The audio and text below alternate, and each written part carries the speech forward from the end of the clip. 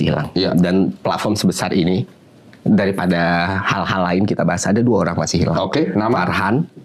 Farhan Hamid sama Reno. Kita tampilkan fotonya. Iya, Reno Syaputra Dewa. Nah, kalau ternyata nanti poster Kontras itu ngebuat poster banyak dari 44 itu terus buat poster sampai akhirnya setelah 20 hari poster paling keras ini pun keluar kan. Iya. Mereka tidak hilang tapi dihilangkan. Iya. Dengan pertimbangan, dengan laporan, dengan bukti, dengan kesaksian keluarga dan fakta bahwa 33 dari 44 orang itu ditemukan di kantor polisi. Berarti Kontras punya basis di situ. Nah, makanya aku bilang Kontras punya basis, keluarga juga melaporkan, dan orang-orang juga ada yang ditangkap polisi. Ya. Kalau dibilang, oh kalau lu ngomong dihilangkan, lu harus minta maaf ke pemerintah karena menuding. Ya balik lagi, keluarga apakah juga harus minta maaf ke pemerintah? Keluarga korban minta maaf ke pemerintah, pembulian yang terjadi padahal orangnya masih hilang.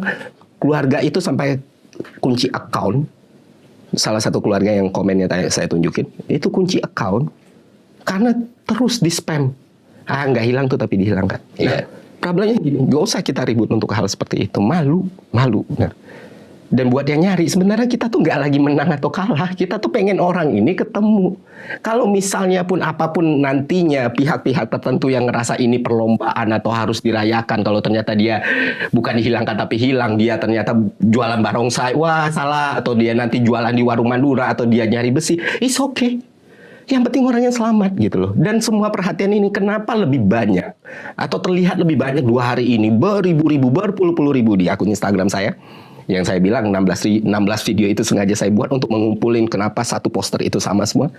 Lebih concern mempermasalahkan orang yang nge-share, bukan cuma saya tapi 50 ribu, lebih 30 ribu, berapa you name it. Terakhir saya nggak tahu, saya share di 30 ribu. Orang yang ngomong dihilangkan. Ketimbang berpikir ini Reno, ini Farhan, kita nggak tahu nasibnya sampai sekarang kayak gimana. Masih belum jelas.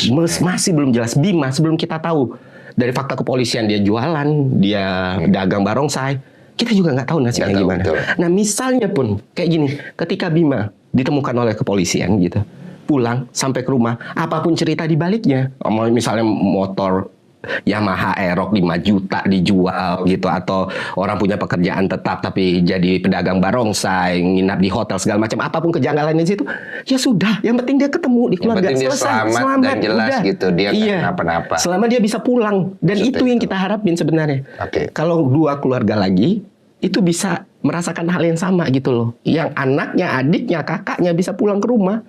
Nah, nggak ada satupun, saya bisa pastikan gitu loh. Atau sengaja saya pribadi, kita tuh nggak mau pemerintah jatuh. Kita nggak mau Prabowo turun. Kita nggak mau Presiden Prabowo lengser.